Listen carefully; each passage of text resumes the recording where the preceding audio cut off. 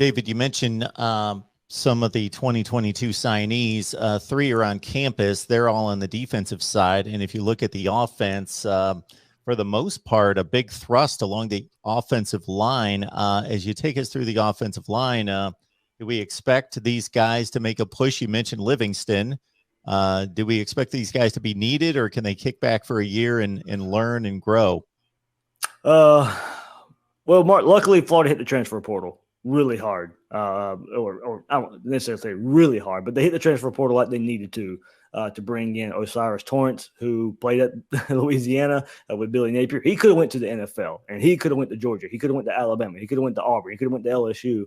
He chose to follow Billy Napier there to Florida. He'll be a shoe-in to come in and start right away. Some question, probably whether guard or tackle. I would say guard is where he's mostly played there, and I can't imagine you come to Florida and try and learn a new position for a new team in your quote-unquote money year of going to the NFL. I think you probably play where you're a little more comfortable, especially with the competition rising as well, but was one of the top offensive line transfers in the portal. He's able to come to Florida. As I said, he'll be one of the starting five for sure, as long as everybody stays healthy there. But good to get him in along an offensive line that has just struggled in recent years, Mark, to share the culture of Billy Napier, to know what to give the rest of the offensive linemen, let them know what to expect under Billy Napier and this offense that he's bringing with him to Louisiana or to Florida from Louisiana. Richard Garage will return at the other tackle spot there at left tackle. I'm hearing great things about him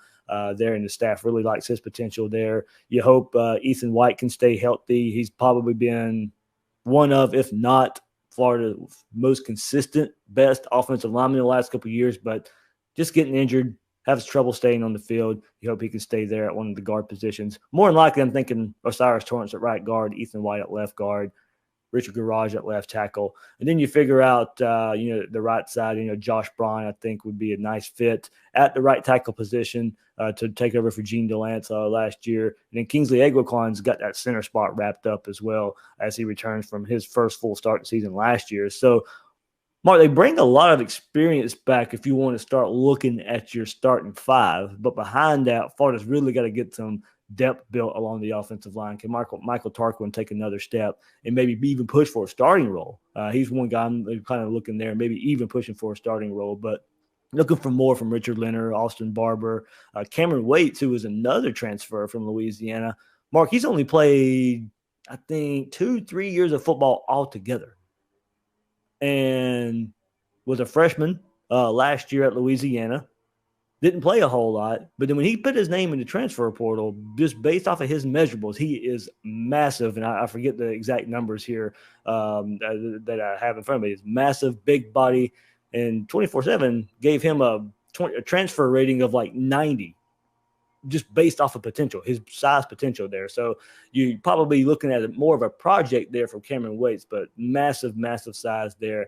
You hope he's able to develop, like Billy Napier's been able to develop a lot of offensive linemen in the last few years at Louisiana. So you're expecting more from that transfer portal there from Cameron Waits, but young guys Florida's already had along the offensive line, like Richard Leonard, Yusef McGarble, and Austin Barber.